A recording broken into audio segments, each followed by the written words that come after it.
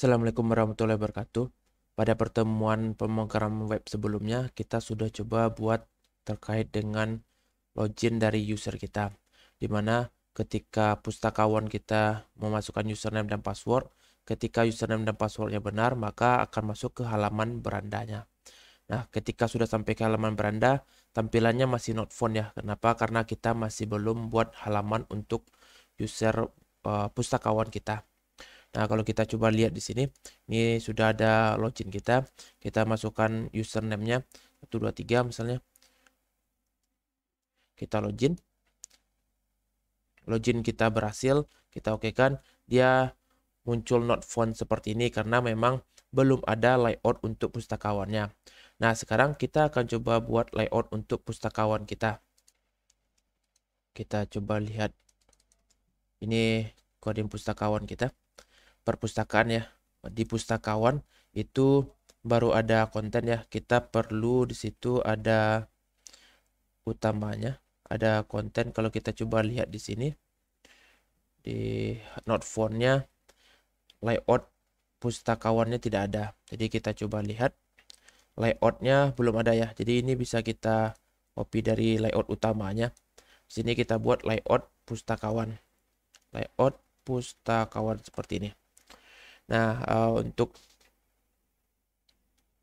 isinya ini kita buat seperti ini, tapi ini bukan, kita coba jalankan dulu ya. Hasilnya seperti apa. Nah, sudah berhasil, tidak no phone lagi, tapi di sini banyak error sekali karena memang masih belum selesai kita buat. Di sini berarti kita mulai dari bagian ini, headernya kita biarkan kosong seperti ini dulu. Ini ada bagian menunya. Berarti ada menu beranda, tetap ada beranda. Ini bukan layout lagi, tapi layout pustakawan. Nah, ini bukan login lagi, jadi kita tidak perlu login di sini, tapi nanti kita perlukan adalah logout ya. Karena sudah berhasil login, berarti ada logoutnya seperti ini. Logout. Ini kita abaikan dulu logout kita. Kita masuk ke menu berikutnya, itu menu buku ya. Di sini ada menu buku. Dan di sini kita masuk ke bagian buku seperti ini. Nah, ini kalau kita coba lihat di sini, ini kenapa dia bisa error seperti ini, karena folder config ini dia tidak ditemukannya. Kenapa dia tidak bisa ditemukan padahal tadinya ditemukan ya? Karena kalau kita lihat strukturnya, di sini dia mengatakan config ya, hanya config seperti ini saja. Kalau kita coba lihat, kita sekarang ini berada di folder bernama pustakawan. Nah, kalau kita lihat di sini, di dalam folder pustakawan itu kan tidak ada folder bernama config. Yang ada hanyalah folder mod buku. Nah, folder config itu apa? Folder config itu ada di luar folder pustakawan ini. Ini dia. Di bagian utamanya perpustakaan. Ini dia folder config-nya. Bukan di dalam folder pustakawan. Nah, untuk itu berarti dia kan harus keluar dulu ya. Kita sekarang berada di dalam folder pustakawan. Berarti kita harus keluar dulu, satu kali keluar. Seperti ini. Nah, ini dia. Kalau kita coba jalankan, berarti ini keluar dulu satu buah folder kita, baru kita masuk ke dalam folder config. Kalau kita coba lihat ini kita tutup. Nah, baru ada folder bernama config. Kalau kita coba lihat jalankan, harusnya di sini tidak error. Nah, di sini sudah tidak ada error lagi. Karena masih ada error ya, tapi errornya sudah berkurang. Tinggal konten yang error di sini. Nah, kalau kita lihat di sini, balik lagi ke bagian layout kita. Di sini memang kontennya bukan konten lagi ya, bukan hanya konten saja tapi konten untuk pustakawan. Yang ada di sini adalah konten pustakawan. Kalau konten tadi, konten yang hanya konten saja itu di bagian halaman utama tadi, bagian halaman pengunjung pertama. Sedangkan setelah berhasil login, kita buat namanya adalah konten pustakawan. Nah, untuk namanya sebenarnya bebas saja, mau konten pustakawan, mau yang lain sebagainya lah, bebas. Tapi di sini kita coba buat bernama konten pustakawan. Kalau kita coba jalankan, nah, sudah tidak ada error lagi. Tampilan kita sudah tidak muncul error lagi. Nah, kita coba lihat di bagian buku, kita klik buku. Nah, sini sudah ada menunya. Menu bukunya kita coba lihat konten pustakawan. Nah, kenapa bisa muncul? Karena memang di bagian konten pustakawan tadi ini kita kopikan tadi ya dari sebelumnya ini. Ini konten pustakawan, isinya di sini adalah ada buku, terus ada form tambah dan lain sebagainya. Kalau kita coba jalankan, harusnya dia tidak error. Nih tidak error lagi. Kalau kita klik tanda tambah, dia bakalan error. Nah, not found. Kenapa? Karena layoutnya berbeda di sini. Layout saja. Padahal kan kita sudah berada di dalam layout pustakawan. Tidak bisa lagi layout saja. Maka kita harus ganti. Kita lihat di bagian mode bukunya, di bagian tampil.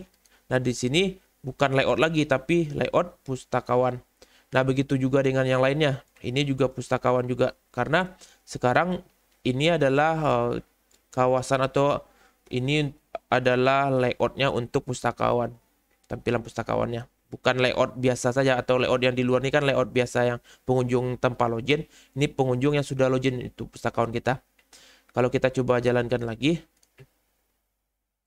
dia tidak error muncul formnya. Nah, kita berarti semuanya harus kita ganti tulisan layoutnya. Jadi layout pustakawan seperti ini. Dan di sini untuk ubah juga sama, kita tambahkan layout pustakawan seperti ini. Hapus juga sama, kita harus tambahkan layout pustakawan seperti ini. Simpan tambahnya juga sama, harus baliknya lagi ke layout pustakawan. Begitu juga dengan simpan ubah, kita juga harus tambahkan pustakawan seperti ini. Kalau kita coba jalankan, dia tidak ada error lagi. Kita back lagi ke sini. Buku, kita klik tanda tambah, kita kasih bukunya misalnya P001. Nama bukunya adalah web. Harganya 15.000 misalnya. Kita simpan. Nah, tidak ada error di sini. Kalau kita coba ubah datanya web programming misalnya, programming, kita simpan, berhasil tersimpan. Kita hapus datanya juga berhasil dihapus. Nah, kita coba tambah satu lagi kembali ya. Nama bukunya adalah web 15.000 misalnya seperti ini. Kita simpan. Nah, ini berarti kita sudah buat layout untuk pustakawannya. Nah, nanti kita juga akan buat layout untuk halaman user pustaka kita. Ini halaman untuk pustakawan di mana pustakawan ini akan mengentrikan data buku, kategori, peminjaman dan lain sebagainya. Nah, kalau kita back ke sini, ini beranda selamat datang. Mungkin selamat datangnya kita bisa ganti menjadi selamat datang pustakawan misalnya. Kita coba ganti dulu. Ini kita tutup. Ini kita tutup juga. Ini kita tutup juga ya. Pustakawan selamat datang, misalnya selamat datang pustakawan. Atau kita mau berandanya kita ini juga ada menu mode-nya ya. Mode beranda misalnya agar lebih lebih leluasa kita untuk membuatnya. Ini mode mengolah, mode beranda. Isinya ya mungkin tampil juga boleh. Kita isi misalnya di sini adalah tampil.php. Nah, di sini nanti akan kita tampilkan berbagai hal informasi. Sekarang kita buat dulu selamat datang pustakawan. Seperti ini. Kita coba jalankan. Nah, sudah datang. Selamat datang pustakawan seperti ini. Berikutnya. Nah, di sini kalau kita coba lihat kembali nih. Katakanlah kita belum berhasil login nih. Kita belum ada untuk loginnya. Jadi kita belum login, tapi ternyata kalau kita back lagi di sini, kita back nih. Nah, bukan seperti ini. Nah, ini dia seperti ini. Terus kita kan belum login nih, tapi ketika kita akses URL-nya seperti ini, URL yang ada di situ, layout pustakawan berarti di dalam ini ya. Tadi tertinggal ini pustakawan. Layoutnya coba kita tes lagi. 1, 2, 3. Oh, ini dia. Kita coba. Nah, ini layoutnya. Terus kita coba tanpa login nih. Tanpa login. Nah, berhasil juga masuk. Nah, ini kan tentu kita tidak inginkan hal seperti ini terjadi, maka kita harus melakukan filter ya, penguncian bahwa aplikasi kita ataupun menu-menu kita yang butuh login, dia tetap harus login terlebih dahulu. Jadi kalau tidak login berarti tidak bisa tidak bisa diakses menu itu. Tadi kan kita coba kan bisa diakses ya, padahal kita belum login di situ. Nah, untuk mengantisipasi itu, maka kita perlu namanya memanfaatkan session. Kita coba cek di sini session ya. Session, banyak session di sini yang bisa kita pakai. Nah, kita akan memanfaatkan pertama dulu session start. Nah, kita coba lihat di sini.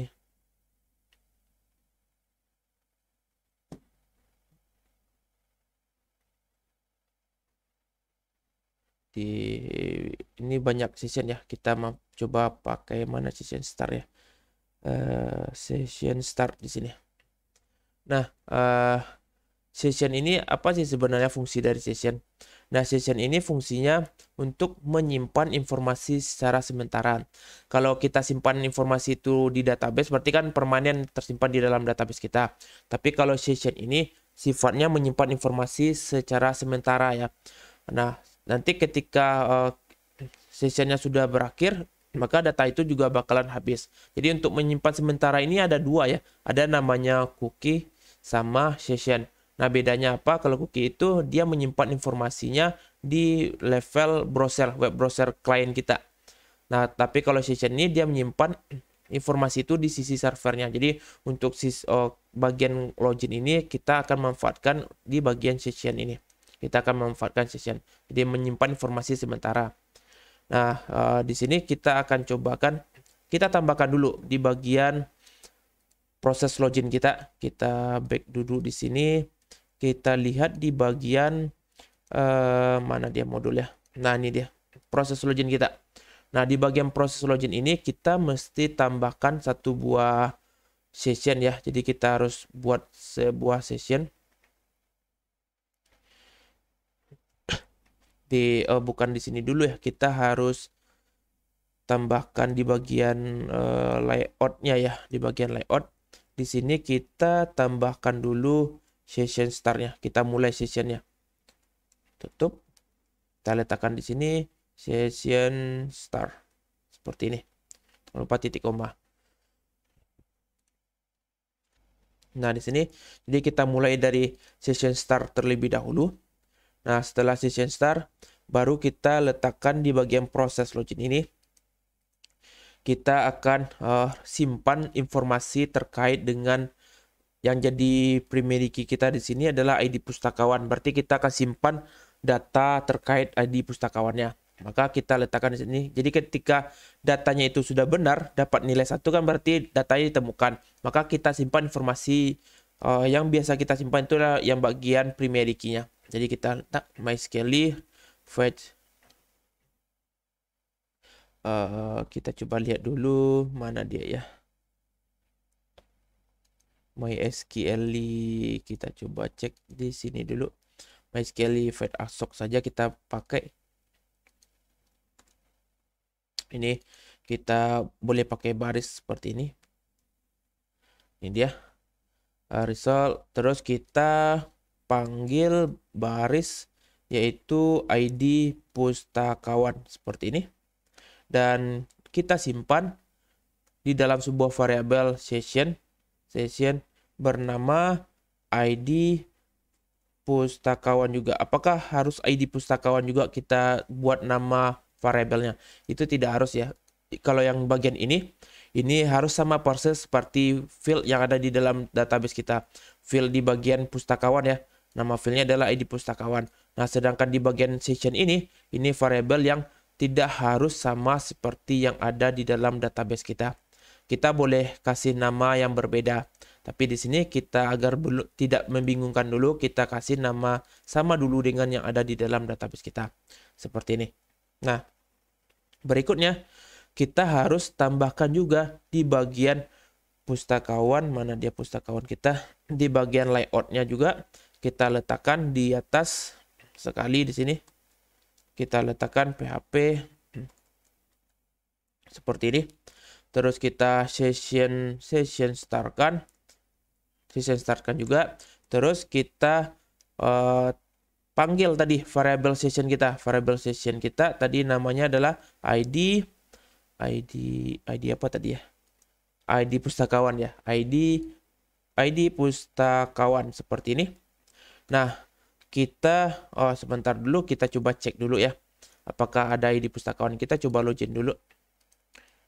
Kita coba login 1 2 3 Systemic.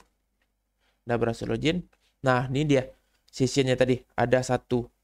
Nah, kalau kita tidak ada sessionnya maka nah di sini kita kunci dia. Kita pasang logika if saja di sini. If ini kita hapus lah ya. Kita buat sebuah variabel baru nih, ID pustakawan. Boleh seperti ini atau boleh kita langsung di sini.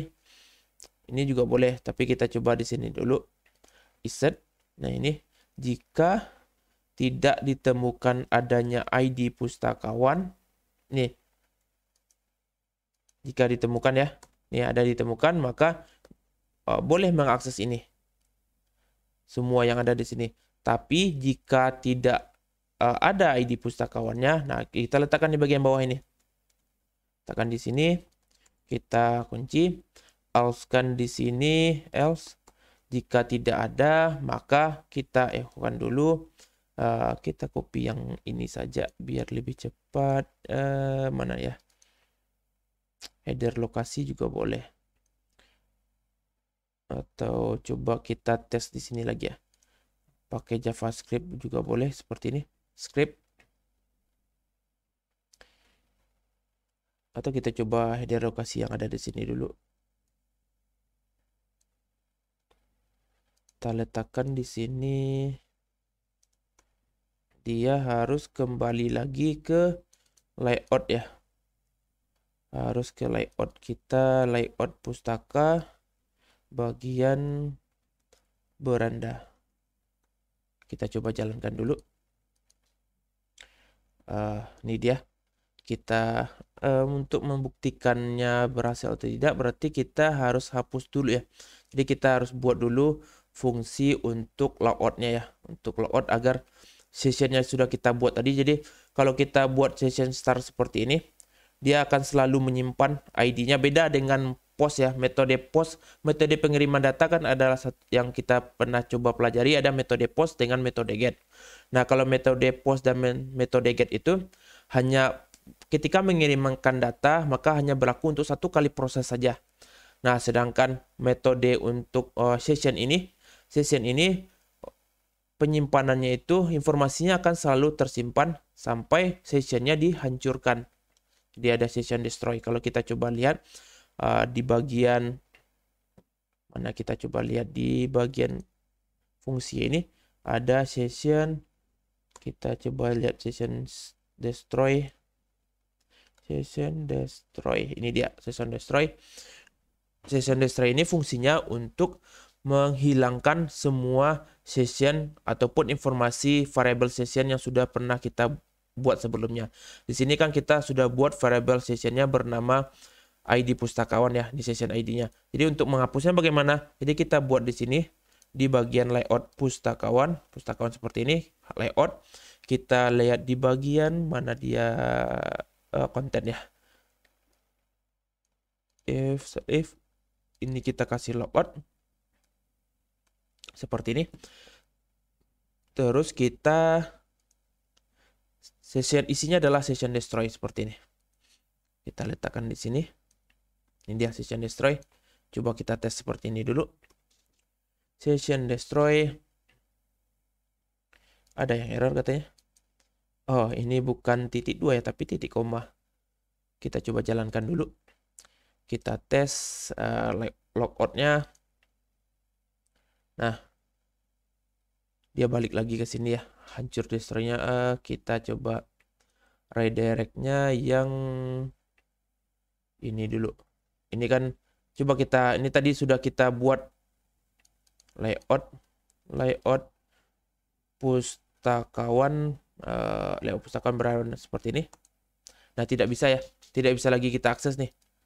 Dia akan langsung nih pustakawan nih, kita langsungkan ke pustakawan beranda. Kita akses itu, dia akan balik lagi ke layout hal beranda seperti ini. Nah, kalau kita coba lihat, kita lihat di bagian layout pustakawannya, di sini kita arahkan dia ke layout .php beranda seperti ini. Nah, kalau kita coba tes, bisa tidak seperti ini. Kita coba dulu. Kita lari kembali lagi ke layout pengunjung.